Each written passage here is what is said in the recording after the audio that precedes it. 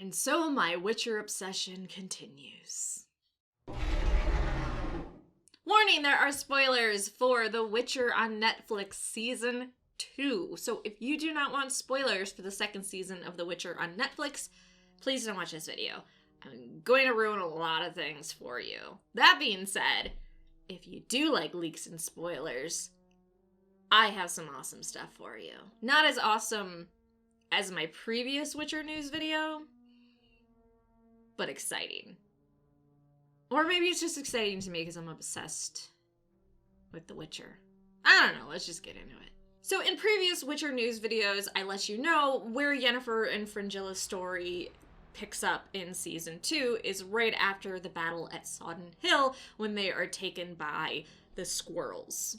Now, if you don't know who the squirrels are, basically, they're a guerrilla-type group of mostly elves that want to take the continent back from humans as they were there first, and the humans just fucked them out of their land. So that's not what I want to talk about, but just in case you're not familiar with that, the first episode in regards to Yennefer and Fringilla, we'll see them captured by the squirrels and being taken by them. What we do have an update on is Francesca, who is the most beautiful woman in the world in the Witcher books, and she is played by Miss Simpson, who is a Britain top model, I believe. Just an absolutely gorgeous woman. I understand why they picked her. Well, they now have her listed as being in 7 of the 8 episodes in Season 2 of The Witcher. And, of course, Filavandrel and her are leading the squirrels together, so since they both have a huge role, it makes sense that the elven sorceress would be in there so much.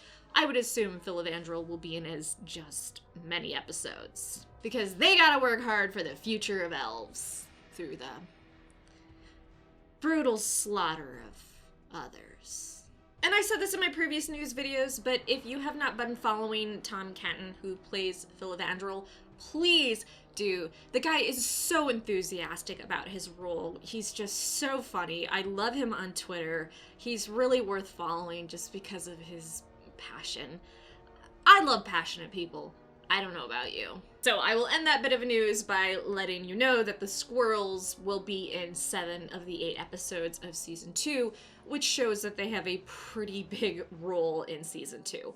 They have a really big role in the books as well, so it makes sense. Moving on, I talked about the reveal that Agnes Bourne will be playing Verena, the vampire lover of Nivellen, who is played by Christopher Hivju, which I am so fucking excited about. And Agnes has posted about another day of filming for The Witcher, which shows that they are not done yet with filming for episode 1 of Season 2, so we know that the Grain of Truth flashback story will be in the first episode. And I know I've said this in other news videos. If you're not familiar with it, the story of Nivellen and Verena is taken from the flashback story A Grain of Truth, which is in the Witcher prequel book, The Last Wish. So if you want to become familiar with that before seeing this episode, you might want to. It's the premiere episode, and it's interesting to me that they haven't finished filming yet, but I'm really stoked to see this story. It's one of my favorite. The Striga is also one of my favorite stories, but they did that in Season 1, so. Interestingly, we're seeing more proof that Ciri and Geralt are in the first episode traveling through the aftermath of the battle at Sodden Hill and over the corpses of Nilfgaardian soldiers.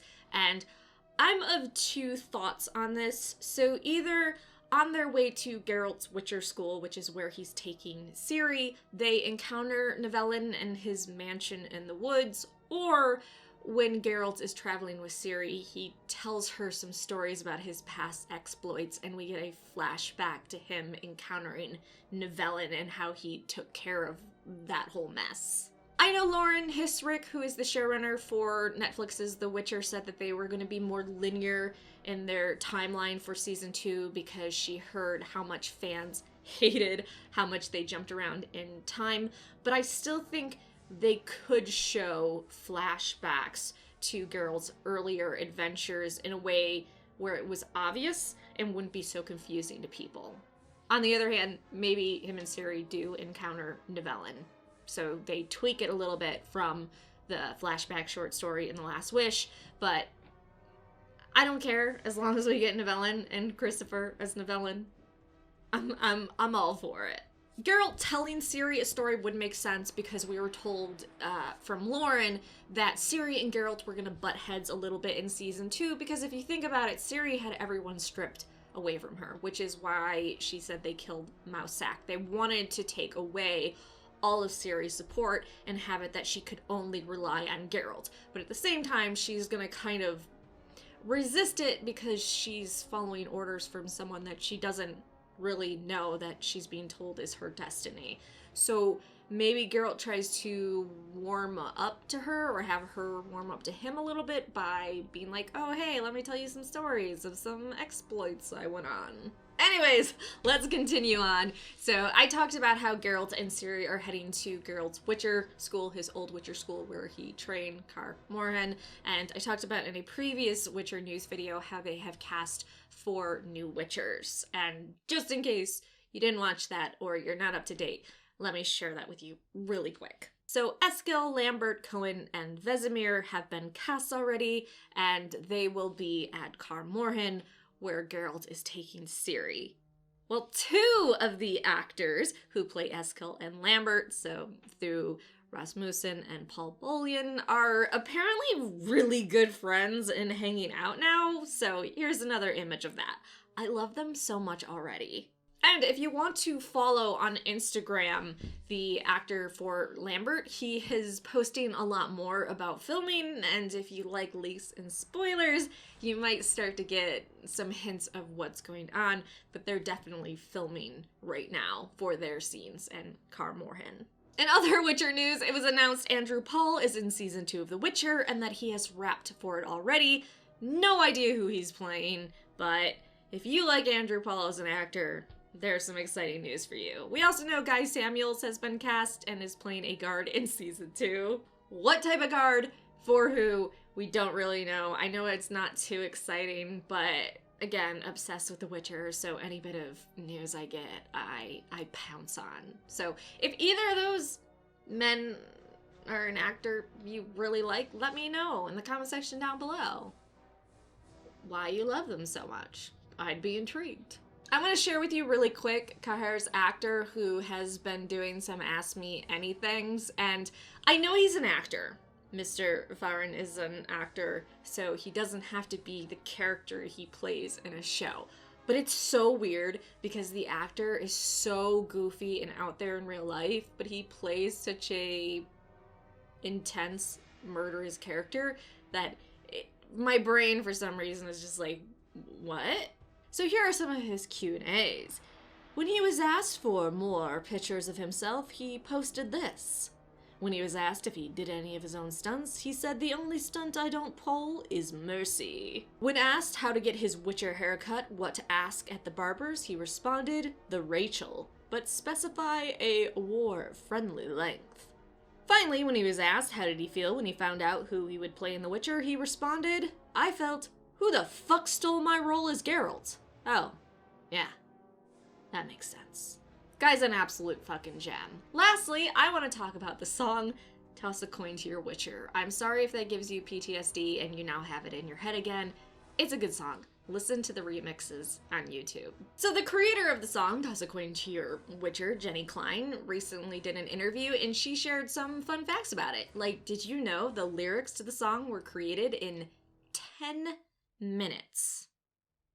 Are you kidding me? I couldn't do anything creative in 10 minutes. Also, Jenny's really happy that we liked the lyric in the song Cried the Witcher, He Can't Be Bleat, because she added it in as a pun because, you know, he fought a goat man. Her words. I'm not using the creature's name because I'm using her words. And she's like, oh, this is a funny little joke. And she figured the showrunner would go, no, no, no, no, no. And then when they left it in, she figured, oh my gosh, fans are going to listen to that line and they are going to hate me. And she loves that we loved it and have accepted it. Honestly, I thought that line was a little bit weird, and every time I hear it, it kind of takes me out of the song a little bit. But knowing that she added it as a pun and she thought it was hilarious, but then she was super worried about it and didn't even think it would make the cut, makes me love that line even more. Also, she pointed out something that I actually didn't notice in the first season. So if you notice what I'm about to tell you in the first season, write it in the comment section down below and how you're so amazing and so observant, and maybe you should take over this channel. So apparently in the first season, after Jaskier comes up with the song Toss a Coin to Your Witcher and becomes this super famous guy, when there are other bards in the show, when they're in a tavern or whatever, they are doing renditions of Jaskier's songs, and you can hear them and their own cover of it. I did not notice that. I just thought it was them taking the song and tweaking it a little bit and playing it as some atmosphere background music. I didn't realize it was actually other bards that took his songs, because he's so popular now, and covered it. That's really cool. So there you go, that is some Witcher news. I will probably be releasing more Witcher news as often as I get it, which could be once a week, it could be 7 days a week. I don't know. Again, obsessed with The Witcher. So like, subscribe, and again, let me know in the comment section down below how you knew everything I